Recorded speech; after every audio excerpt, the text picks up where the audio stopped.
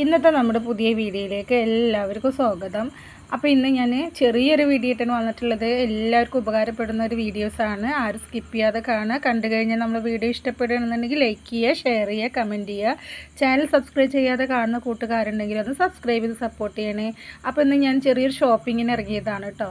അപ്പോൾ കുറച്ച് മാസത്തെ സാധനം വാങ്ങിക്കാനാണ്. മാസത്തിലാണെങ്കിൽ സാധനം വാങ്ങിക്കാറ്. അപ്പോൾ അതൊക്കെ വാങ്ങി അപ്പോൾ ഞാൻ പച്ചക്കറി സാമ്പാർ കിറ്റും അങ്ങനെയൊക്കെയുള്ള സാധനങ്ങളൊക്കെ വാങ്ങിച്ചിട്ടുണ്ട് കേട്ടോ. അപ്പോൾ നമ്മൾ ഇപ്പോൾ സാധനങ്ങൾക്കൊക്കെ ഒരുപാട് വില വർദ്ധിച്ചു വരുന്ന സമയമാണ്. സവാളക്കൊക്കെ 75-80 രൂപയാണ് അല്ലേ. അപ്പോൾ അങ്ങനത്തെ ഒരു സമയമാണ്. സാമ്പാർ കഷ്ണത്തിനും അത്യാവശ്യം വിലയുണ്ട്. അപ്പോൾ ഞാനൊരു സാമ്പാർ കിറ്റ് വാങ്ങിച്ചിരുന്നു കേട്ടോ. 60 രൂപയാണ് നമ്മൾ സാമ്പാർ കിറ്റിന് വരുന്നത്. അപ്പോൾ ഈ സാമ്പാർ കിറ്റ് വെച്ചിട്ട് നമുക്കൊരു 12 തരം കറി ഉണ്ടാക്കാം കേട്ടോ. അപ്പോൾ അതാണ് ഞാൻ കാണിക്കുന്നത്. ഇത് നമ്മൾ സദ്യയിൽ ഉണ്ടാക്കുന്ന കറികളൊന്നുമല്ല, നാടൻ കറികളാണ് കേട്ടോ. നമ്മൾ ഉച്ചയ്ക്ക് ചോറിനൊക്കെ കൂട്ടുന്ന കറികളുണ്ടല്ലോ, അതാണ് ഉണ്ടാക്കുന്നത്. ഒരു 2-3 ആളുകൾ ഉള്ളവർക്കൊക്കെ ഇത് ഒരു 12 തരം കറികൾ നമുക്ക് ഓരോ ദിവസം ഉണ്ടാക്കുകയാണെങ്കിൽ ഒരു സാമ്പാർ കിറ്റ് കൊണ്ട് നമുക്ക് ഉണ്ടാക്കാനായിട്ട് പറ്റും കേട്ടോ. അപ്പോൾ എന്തൊക്കെ ഉണ്ടാക്കുന്നത് ഞാൻ പറഞ്ഞു തരുന്നുണ്ട്. റെസിപ്പി ഞാനിപ്പോൾ കാണിക്കുന്നില്ല. എന്തൊക്കെ ഉണ്ടാക്കുന്നത് ഞാൻ ചെയ്യാറുള്ളതാണ് കേട്ടോ, അതുകൊണ്ടാണ് പറയുന്നത്.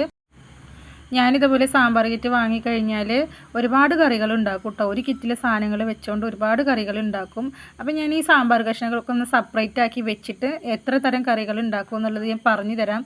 റെസിപ്പി ഞാൻ ഇപ്പോൾ കാണിക്കുന്നില്ല കേട്ടോ. അതിലൊരു റെസിപ്പി ഞാൻ കാണിക്കുന്നുണ്ട്. അത് മോൾക്ക് സ്കൂളിലേക്ക് രാവിലെ കൊണ്ടുപോകാനുള്ള ഒരു കറിയാണ് ഉണ്ടാക്കുന്നത്. അപ്പോൾ അത് ഞാനിതിൽ കാണിക്കാം കേട്ടോ. പിന്നെ എല്ലാ കറിയും കൂടി ഉണ്ടാക്കപ്പോൾ സമയമില്ല, രാത്രിയിലാണ് ഞാൻ വീഡിയോ എടുക്കുന്നത്. സാമ്പാർ കിറ്റ് കൊടുന്നപ്പോൾ ഞാൻ ഇതൊക്കെ ഒന്ന് സെപ്പറേറ്റ് ആക്കി ഫ്രിഡ്ജിലേക്ക് വെക്കാൻ വേണ്ടിയിട്ടാണ്. അപ്പോഴാണ് ഞാൻ നിങ്ങളോടും കൂടി ഷെയർ ചെയ്യാൻ ഞാൻ ചെയ്യുന്നൊരു കാര്യം. ആർക്കെങ്കിലും ഉപകാരപ്പെടുകയാണെങ്കിൽ ആയിക്കോട്ടെ എന്ന് കരുതിയിട്ടാണ്. അപ്പോൾ നമ്മൾ പച്ചക്കറി കിറ്റിൽ ഉണ്ടാകുന്ന സാധനങ്ങളൊക്കെ മാറ്റുകയാണ് കേട്ടോ. അപ്പോൾ ഇതിൽ സവാളയും തക്കാളിയും ഉണ്ടായിരുന്നു, അത് ഞാൻ മാറ്റി കേട്ടോ. സവാളക്കൊക്കെ ഇപ്പോൾ നല്ല വിലയാണ്. അപ്പോൾ കുറച്ച് ഉപയോഗിച്ചാൽ മതി എല്ലാവരും. അപ്പോൾ നമ്മളിതിൽ വലിയ വലിയ കഷ്ണങ്ങളൊക്കെ മാറ്റിയെടുക്കുകയാണ് കേട്ടോ. ഇനി ഇതിൽ ബാക്കി വരുന്ന നമ്മൾ പച്ചമുളകൊക്കെ തണ്ട് കളഞ്ഞിട്ട് നമ്മൾ ഫ്രിഡ്ജിലേക്ക് മാറ്റുകയാണ്. അപ്പോൾ ആ പച്ചമുളകൊക്കെ ഇതേപോലെ തണ്ട് കളഞ്ഞ് വെക്കുകയാണെങ്കിൽ പച്ചമുളക് പെട്ടെന്ന് നാശമായി പോകില്ല കേട്ടോ. അപ്പോൾ ഞാനിതൊക്കെ തണ്ട് കളഞ്ഞിട്ട് ഒരു ബോക്സിലാക്കിയിട്ട് ഫ്രിഡ്ജിൽ വെക്കുകയാണ് ചെയ്യാറ് കേട്ടോ. അപ്പോൾ നമ്മൾ സാമ്പാർ കിറ്റൊക്കെ വാങ്ങിക്കഴിഞ്ഞാൽ ഇത് മുഴുവനും സാമ്പാർ കിറ്റിലുള്ളതല്ല കേട്ടോ. പച്ചമുളക് ഞങ്ങൾ സെപ്പറേറ്റ് മേടിച്ചിരുന്നു കേട്ടോ. ഒരു 1 കിലോ പച്ചമുളക് വാങ്ങിച്ചിട്ടുണ്ടായിരുന്നു, അതാണ്.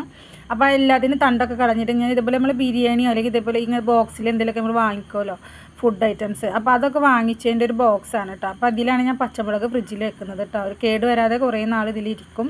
അപ്പോൾ വെള്ളം നനവൊന്നും ഉണ്ടാവരുത് കേട്ടോ. നനവുണ്ടെങ്കിൽ മുളക് ചീഞ്ഞ് പോകും കേട്ടോ. അപ്പോൾ അങ്ങനെ ഡ്രൈ ആയിട്ടുള്ള മുളക് വേണം ഇതിൽ വെക്കാനായിട്ട്. അപ്പോൾ ഞാൻ അങ്ങനെയാണ് ഫ്രിഡ്ജിൽ സ്റ്റോർ ചെയ്യാറ് കേട്ടോ. അപ്പോൾ ഇനി നമുക്ക് നമ്മൾ പച്ചക്കറി എന്തൊക്കെ ചെയ്യേണ്ടതെന്നുള്ളത് ഞാൻ പറഞ്ഞുതരാം. ഇനി ആദ്യം മത്ത വെച്ചിട്ട് എന്താണ് ചെയ്യേണ്ടതെന്ന് പറഞ്ഞുതരാം കേട്ടോ. മത്തയും പയറും നമുക്ക് തേങ്ങ അരച്ചിട്ട് നല്ലൊരു കറി ഉണ്ടാക്കാനായിട്ട് പറ്റും. അപ്പോൾ ഒരു 2-3 ആൾക്കാരുള്ളവരാണെങ്കിൽ ഈ മത്ത ധാരാളമാണ് കേട്ടോ. അപ്പോൾ ഇതിൻ്റെ കൂടെ തന്നെ കുറച്ച് പയറും തേങ്ങയും കൂടി അരച്ച് കഴിഞ്ഞാൽ നമുക്ക് 2 നേരം കറി വെക്കാനായിട്ട് പറ്റും കേട്ടോ. അപ്പോൾ പിന്നെ അടുത്തത് മുരിങ്ങക്കായയാണ്. ഈ മുരിങ്ങക്കായും പരിപ്പും കൂടിയിട്ട് നമുക്ക് കറി വെക്കാം. അത്യാവശ്യം 2-3 ആളുള്ള ഫാമിലിക്കൊക്കെ പറ്റും മുരിങ്ങക്കായ. പിന്നെ ഈ പയറും പിന്നെ ഈ പയറുണ്ടല്ലോ, ഒരു കഴിക്കുന്നൊരു പയറുണ്ടല്ലോ, എന്താ പേര് എനിക്കറിയില്ല കേട്ടോ. ഈ പയറും കൂടി നമുക്ക് ചെറുതായിട്ട് അരിഞ്ഞിട്ട് ഉപ്പേരി എന്ന് പറയും, തോരനോ ഉപ്പേരി അങ്ങനെ എന്തെങ്കിലും വെക്കാം. പിന്നെ വെള്ളരിക്കയാണ്. വെള്ളരിക്ക പരിപ്പും കൂടി നമുക്കൊരു ദിവസം കറി വെക്കാനായിട്ട് പറ്റും. പിന്നെ ഈ സാധനമല്ല, എന്താ ചിരക്കയോ അങ്ങനെ എന്തോ ഒരു സാധനമാണ്. ഇത് വെച്ചിട്ടും നമുക്ക് പരിപ്പിട്ടിട്ട് കറി വെക്കാനായിട്ട് പറ്റും. പിന്നെ ഈ ചേന നമുക്ക് തേങ്ങ വറുത്തരച്ച് പുളിയൊക്കെ ഒഴിച്ചിട്ട് മീൻ കറി വെക്കുന്ന പോലെ വെച്ച് കഴിഞ്ഞാലും അടിപൊളി ടേസ്റ്റാണ്. പിന്നെ കുമ്പളം, ഇത് നമുക്ക് മോര് കാച്ചിലുണ്ടല്ലോ, മോര് കറി, അത് വെക്കാം. പിന്നെ ഒരു പച്ചക്കായയും ഒരു വഴുതനങ്ങയുണ്ട്. അപ്പോൾ ഇത് രണ്ടും നമുക്ക് കുട്ടികൾക്ക് സ്കൂളിലേക്കോ അല്ലെങ്കിൽ ചോറിന് തന്നെ മീനില്ലാത്തപ്പോൾ മീൻ വറക്കുന്ന പോലെ നമുക്ക് ചെറുതായി കനം കുറച്ച് അരിഞ്ഞ് ഉപ്പും മുളകും ഇഞ്ചി വെളുത്തുള്ളി പേസ്റ്റും ഈ ഉരുളൻകിഴങ്ങും കൂടി ചേർത്തിട്ട് നമുക്ക് അങ്ങനെ മസാലയൊക്കെ തേച്ച് വറുത്തെടുക്കാം കേട്ടോ. ഇഞ്ചി വെളുത്തുള്ളി പേസ്റ്റും ചേർക്കണം, എന്നാലും നല്ല ടേസ്റ്റ് ഉണ്ടാവുള്ളൂ. പിന്നെ മുളകും പൊടി, ഉപ്പ്, ഒരു ഇത്തിരി സുർക്കയും കൂടി ഒഴിച്ച് കൊടുക്കുക. ഈ കോവയ്ക്ക ഒരു 4 ഉണ്ട്, അത് നമുക്ക് ഈ പയറിൻ്റെ കൂടെ തോരനോ മെഴുക്ക് പുരട്ടി എന്താ ഉണ്ടാക്കണമെന്ന് വെച്ചാൽ അതിൻ്റെ കൂടെ എടുക്കാം കേട്ടോ. ഇനി ഇതിലുള്ളത് വെണ്ടയ്ക്കയാണ്. അപ്പോൾ ഈ വെണ്ടയ്ക്ക വെച്ചിട്ട് നമുക്ക് നല്ല വെണ്ടയ്ക്ക പുളിക്കറി ഉണ്ടാക്കാം, അല്ലെങ്കിൽ വെണ്ടയ്ക്ക വറുത്തരച്ച് കറി വെക്കാം. പിന്നെ വെണ്ടയ്ക്ക കുറച്ച് പേരുള്ള ഒരാൾക്കൊക്കെ ആണെങ്കിൽ ചെറിയൊരു ഉപ്പേരിക്ക് ഉണ്ട് കേട്ടോ. അപ്പോൾ ഞാൻ ഈ വെണ്ടയ്ക്ക വെച്ചുകൊണ്ട് ഒരു വെണ്ടയ്ക്ക പുളിക്കറി ഇതിൽ കാണിക്കുന്നുണ്ട്.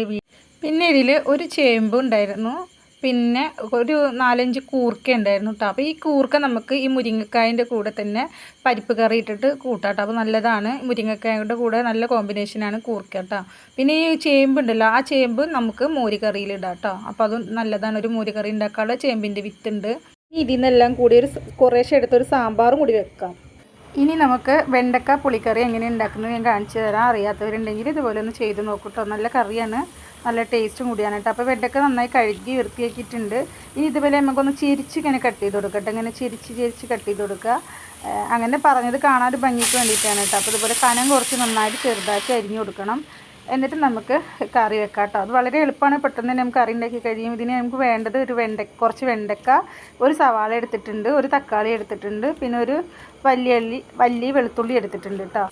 ഇനി നമുക്ക് ഈ വെണ്ടയ്ക്ക ഒന്ന് വറുത്തെടുക്കാം. അപ്പോൾ ചട്ടിയിൽ കുറച്ച് എണ്ണ ഒഴിച്ചിട്ടുണ്ട്. ഇനി വെണ്ടയ്ക്കിന് നമുക്ക് നന്നായിട്ടൊന്ന് വറുത്തെടുക്കണം കേട്ടോ. ഒരുപാട് മുരിയുകയും ചെയ്യരുത്, എന്നാലും ഒന്ന് കളർ മാറി വരുന്ന വരെ നന്നായിട്ടൊന്ന് വഴറ്റി കൊടുക്കണം.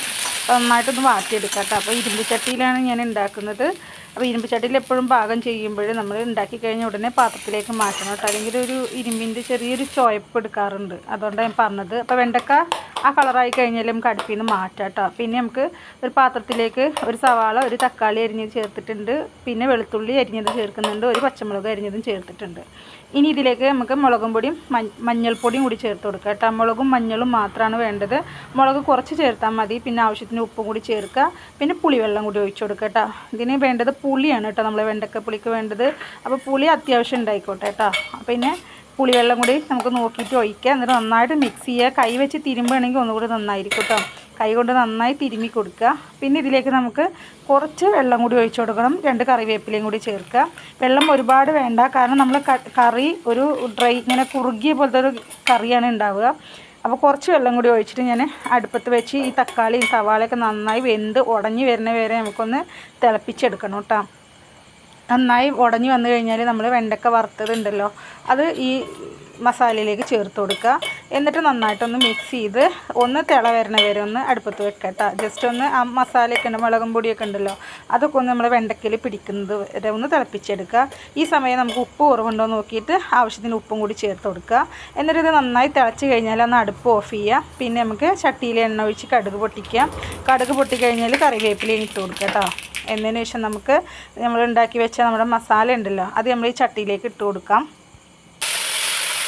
അപ്പോൾ നമ്മൾ ഈ വെണ്ടക്ക മസാല ഉണ്ടല്ലോ, അത് നമ്മൾ ഈ ചട്ടിയിലേക്ക് നേരെ ഒഴിച്ച് കൊടുക്കുക. എന്നിട്ട് ഒന്ന് ചൂടാക്കി എടുക്കുക. നമ്മൾ വറവിടുകയാണ് ചെയ്തിട്ടുള്ളത്. അപ്പോൾ നല്ല കുഴമ്പനെ ഇരിക്കുന്നുണ്ട്. നമ്മൾ വെണ്ടക്ക കറിയിലിട്ടാൽ തന്നെ കറി ഒന്ന് തിക്കായി കിട്ടും.